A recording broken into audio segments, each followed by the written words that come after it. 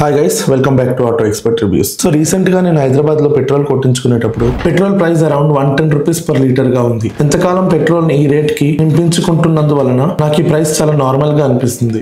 Screen మీద ఇప్పుడు మీరు చూడొచ్చు, ప్రతి సంవత్సరం పెట్రోల్ ధరలు ఎలా మారుతూ వస్తుందో ఈ గ్రాఫ్ లో చూపించాను. దీనిలో నేను ఢిల్లీని ఎగ్జాంపుల్ గా తీసుకున్నాను పెట్రోల్ ప్రైస్ కోసం. కానీ మహారాష్ట్ర మరియు కర్ణాటకల్లో పెట్రోల్ ధర ఇంకా ఎక్కువగా ఉంది. అందుకే నేను ఆశ్చర్యపోయాను, ఎందుకంటే గత 4 సంవత్సరాలుగా పెట్రోల్ ధర 95 రూపీస్ పర్ లీటర్ పైగా కొనసాగుతూ ఉంది. ఢిల్లీ లాంటి ప్లేసుల్లో పెట్రోల్ ధర 95 రూపీస్ పర్ లీటర్ గా ఉంటే కర్ణాటక, మహారాష్ట్రలో ఇంకా ఎక్కువగా ఉండడం ఖాయం. మహారాష్ట్రలో సాధారణంగా పెట్రోల్ ధర లీటర్ కు ₹1 ఎక్కువగానే ఉంటుంది. ఇన్నేళ్లుగా పెట్రోల్ ధర అంత ఎక్కువగా ఉండడం వల్ల నేను నింపించిన ఈ 110 రూపీస్ పర్ లీటర్ రేటు నాకు నార్మల్ గా అనిపించడం మొదలైంది. అయితే పెట్రోల్ ధర ఎందుకు అంత ఎక్కువగా ఉంది? ఇందులో మెయిన్ రీజన్ ట్యాక్స్లే. కానీ ఈ స్టోరీని ట్యాక్స్ల పై ముగించలేదు. అసలు పూర్తి కథ ఏంటో ముందుగా మనం తెలుసుకోవడానికి మనం ముందుగా పెట్రోల్ ప్రైస్ గ్రాఫ్ ని మరోసారి చూద్దాం. ఈసారి మనం పెట్రోల్ ధరలతో పాటు క్రూడ్ ఆయిల్ ధరను కూడా పరిశీలిద్దాం. చూడండి, పెట్రోల్ అన్నది క్రూడ్ ఆయిల్ నుంచి తయారవుతుంది. క్రూడ్ ఆయిల్ భూమి లోపల నుంచి డ్రిల్ చేసి తీస్తారు. క్రూడ్ ఆయిల్ ను ఒక ప్రత్యేక రసాయన ప్రక్రియకు లోను చేస్తారు. దీన్నే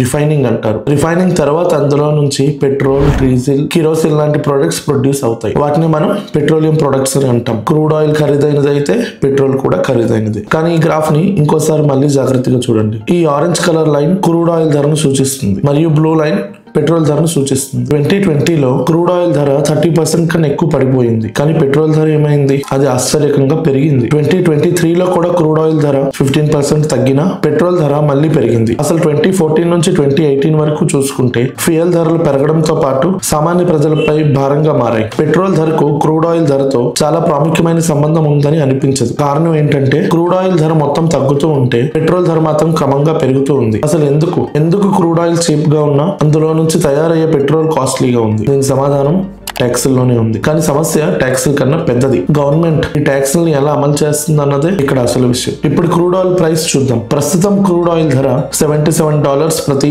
బ్యారెల్ గా ఉంది. ఇది ఇండియన్ కరెన్సీ ప్రకారం సుమారు $6,500. ఇప్పుడు ఒక బ్యారెల్ అంటే 159 లీటర్లతో సమానం. అంటే 6,500 రూపీస్ బై 159, అంటే దాదాపుగా 41 rupees per litre crude oil ఖర్చు అవుతుంది. 8th క్లాస్ లో నేర్చుకున్న యూనిటరీ మెథడ్ గుర్తుందిగా. దీని తర్వాత వచ్చేది రిఫైనింగ్ కాస్ట్. ఇది ఆల్మోస్ట్ 10 రూపీస్ పర్ లీటర్ ఉంటుంది. ఇప్పుడు క్రూడ్ ఆయిల్ నుంచి పెట్రోల్ తయారు చేసే రిఫైనరీ కంపెనీలు వస్తాయి. మీరు ONGC, IOCL లేదా BPCL గురించి వినే ఉంటారు. వీటిని OMCs అని కూడా అంటారు, ఆయిల్ మార్కెటింగ్ కంపెనీలు. ఈ కంపెనీలు క్రూడ్ ఆయిల్ ని రిఫైన్ చేసి పెట్రోల్ ని తయారు చేస్తాయి. ఈ కంపెనీలు రిఫైనింగ్ ప్రాసెస్ కోసం ప్రత్యేక ఖర్చు చేస్తాయి మరియు ఎంప్లాయీస్ సాలరీస్ కి, పెట్రోల్ ని ట్రాన్స్పోర్టేషన్ చేయడానికి వీటన్నిటికీ కలిపి almost around 10 rupees per litre అవుతుంది. ఇప్పుడు పెట్రోల్ ఎక్కడ నుండి ఫిల్ చేస్తారు? పెట్రోల్ పంప్ నుంచే. ఈ ప్రాఫిట్ కూడా కలపాలి. దీన్నే డీలర్ కమిషన్ అంటారు. ఇది సుమారు 3.5 రూపీస్ పర్ లీటర్ ఉంటుంది. ఇప్పుడు పెట్రోల్ యొక్క టోటల్ కాస్ట్ ఎంత ఉంది? మనం క్రూడ్ ఆయిల్ ధర, రిఫైనింగ్ ఖర్చు మరియు డీలర్ కమిషన్ తో కలిపి చూసుకున్న తర్వాత ఇది మొత్తం 54 rupees 50 paise per litre cost వస్తుంది. ఏంటి, మీకు ఈ ప్రైస్ కి పెట్రోల్ దొరుకుతుందా? నో. గవర్నమెంట్ చెప్తుంది మా టైం వచ్చేసింది, మాకు దీని మీద ట్యాక్స్ ఇవ్వండి. అన్నిటికన్నా ముందు ఇందులో వచ్చేది సెంట్రల్ గవర్నమెంట్ ట్యాక్స్. దీన్నే వాళ్ళు సెంట్రల్ ఎక్సైజ్ డ్యూటీ అని పెట్టారు. ఇది ఫిక్స్డ్ ఉంటుంది, అరౌండ్ 19.90 రూపీస్ పర్ లీటర్. ఇది ఫిక్స్డ్ ప్రైస్ అన్నామంటే పెట్రోల్ ప్రైస్ ఎంతైనా ఉండని ఈ ట్యాక్స్ అన్నది ఫిక్స్డ్ గా ఉంటుంది. ఇప్పుడు స్టేట్ ట్యాక్స్ గురించి మాట్లాడుకుందాం. ఉదాహరణకి ఢిల్లీని తీసుకుంటే అక్కడ VAT 19.4% ఉంటుంది. ఇది సుమారు 14 రూపీస్ 40 పైస్ పర్ లీటర్ చేరుకుంటుంది. ఈ లెక్కలన్నీ కలిపితే పెట్రోల్ ధర ఎంత అవుతుంది అనేది అంచనా వేయొచ్చు. పెట్రోల్ యొక్క ఖరీదు అరౌండ్ 89 రూపీస్ పర్ లీటర్ కి వస్తుంది. కానీ ఇదే పెట్రోల్ ని మీరు హైదరాబాద్ లో నింపించుకుంటే అక్కడ VAT రేట్ అరౌండ్ 29.84% ఉంది. అంటే 22 రూపీస్ 20 పైస్ ఎక్కువగా ఉంది. సో దీన్ని బట్టి పెట్రోల్ కాస్ట్ హైదరాబాద్ లో అరౌండ్ 96 రూపీస్ ఉంది. ఇక్కడ మీరు 2 విషయాలు గమనించాలి. పెట్రోల్ ధర 96 రూపీస్ పర్ లీటర్ ఉంటే అందులో 44% మీరు గవర్నమెంట్ కి ట్యాక్స్ రూపంలో చెల్లిస్తున్నారు అనమాట. అందుకే సెంట్రల్ గవర్నమెంట్ కానీ స్టేట్ గవర్నమెంట్ కానీ పెట్రోల్ పై GST అంటే గూడ్స్ అండ్ సర్వీస్ ట్యాక్స్ అమలు చేయాలని కోరుకో. ఎందుకంటే ఈ 44% ట్యాక్స్ నుండి వచ్చే ఆదాయం GST లోకి వస్తే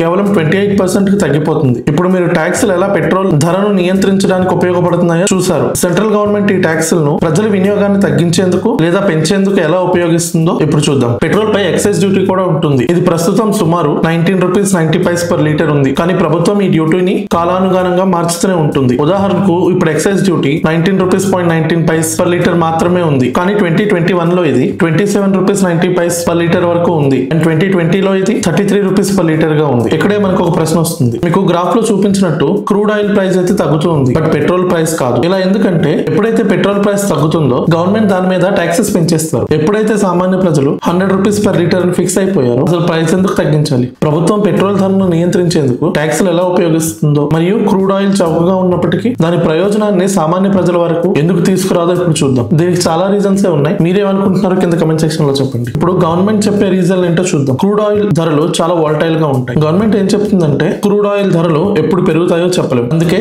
స్థిరమైన ఆదాయం కలిగి ఉండేందుకు మేము ట్యాక్సులను నియంత్రిస్తాం. గ్రాఫ్ చూస్తే విషయాలు చాలా స్పష్టంగా కనిపిస్తున్నాయి. క్రూడ్ ఆయిల్ ధరలు ప్రపంచ రాజకీయ ఇన్స్టెబిలిటీ లేదా అంతర్జాతీయ టెన్షన్ల కారణంగా ఎంతైనా పెరగవచ్చు. అందుకే ప్రభుత్వం ఏం చెప్తుందంటే క్రూడ్ ఆయిల్ ధర తగ్గినప్పుడు ఎక్కువ ట్యాక్స్లు వేస్తాము.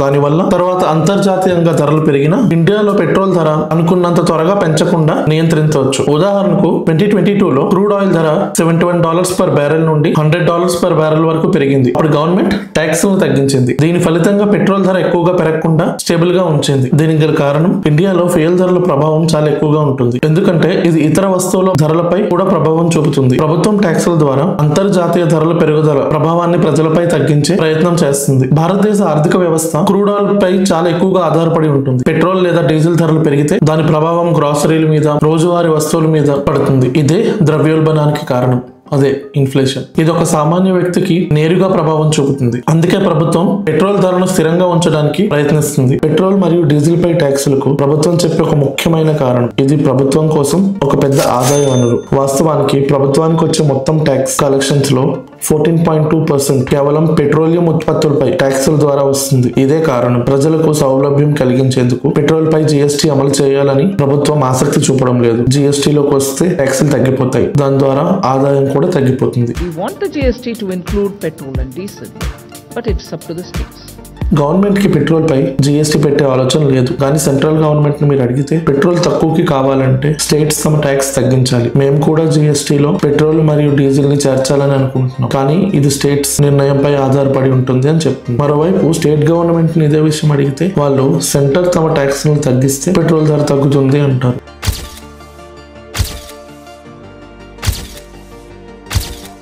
సెంటర్ మరియు స్టేట్ రెండు ఒకదానికొకటి ముందు ట్యాక్స్ తగ్గించమని కోరుతున్నాయి, కానీ ఎవరు ముందుగా తగ్గించడం లేదు. ఇక ఇది మినహాయించి మరొక కారణం ఉంది. ప్రభుత్వం పెట్రోల్ పై అధిక ట్యాక్స్ విధిస్తే ఇండియాకు ప్రతి సంవత్సరం సుమారు 265 మిలియన్ మెట్రిక్ టన్నులు క్రూడ్ ఆయిల్ అవసరం ఉంటుంది, కానీ అందులో 32.4 MMT మాత్రమే దేశంలో ఉత్పత్తి అవుతుంది. అంటే 232 MMT క్రూడ్ ఆయిల్ ను బయట నుంచి దిగుమతి చేయాల్సి ఉంటుంది. ఈ దిగుమతికి కావాల్సిందేంటి?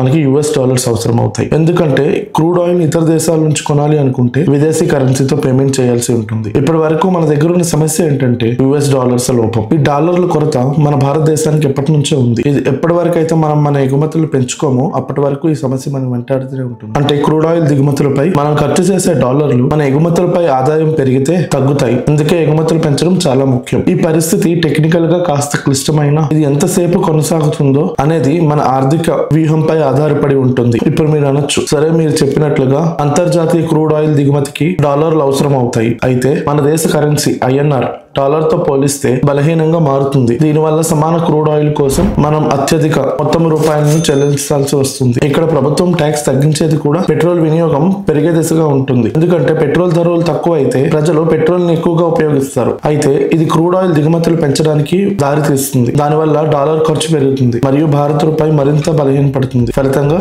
పెట్రోల్ మరింత కాస్ట్లీ అవుతుంది. అందుకే ప్రభుత్వం ఈ డిపెండెన్సీని తగ్గించాలనుకుంటుంది. ఇది ఈవీస్, హైడ్రోజన్ ఫ్యూయల్ మరియు ఎథనాల్ మిశ్రమ పెట్రోల్ లాంటి ప్రత్యామ్నాయ శక్తి వనరులపై పెద్ద దృష్టి పెట్టింది. ఈ మార్గాలన్నీ పెట్రోల్ పై ఆధారపడి ఉండటాన్ని తగ్గించగలవు. ఇంకా చెప్పాలనుకుంటే ఇతర దేశాల్లో పరిస్థితి ఎలా ఉందో కూడా ఇక్కడ చూద్దాం, ఎందుకంటే అది ఒక ముఖ్యమైన డేటా పాయింట్. మీరు 1 లీటర్ పెట్రోల్ హైదరాబాద్ లో కొనుగోలు చేస్తే మీరు సుమారు $110 చెల్లించాల్సి ఉంటుంది. న్యూయార్క్ లో అదే 1 లీటర్ పెట్రోల్ కోసం మీరు $73 చెల్లించాల్సి ఉంటుంది. ఆస్ట్రేలియాలో 1 లీటర్ పెట్రోల్ ధర అరౌండ్ $92 ఉంది. పాకిస్తాన్ లో పెట్రోల్ ధర సుమారు $70 ఉంది. నేపాల్ లో ఇండియానే నేపాల్ కి పెట్రోల్ ని సరఫరా చేస్తుంది. అక్కడ మనం $96 పే చేయాల్సి ఉంటుంది. కానీ యూకే మరియు యూరోపియన్ దేశాల్లో ఒక ప్రత్యేకత ఉంది. అక్కడ పెట్రోల్ పై 50 నుంచి 200 లేదా దానికంటే ఎక్కువ కూడా ట్యాక్సెస్ ఉంటాయి, ఎందుకంటే వాళ్ళకి మాక్సిమం ఎనర్జీ రష్యా నుంచి వస్తుంది. ఇప్పుడు దాని మీద శాంక్షన్స్ విధించేశారు. దీనివల్ల అక్కడ నేచురల్ గ్యాస్, పెట్రోల్, డీజిల్ చాలా కాస్ట్లీ అయిపోయాయి. పెట్రోల్ తో పాటు ఇండియాలో కార్స్ మీద 50% కన్నా ఎక్కువ ట్యాక్స్ ఉంది. అది తెలుసుకోవడానికి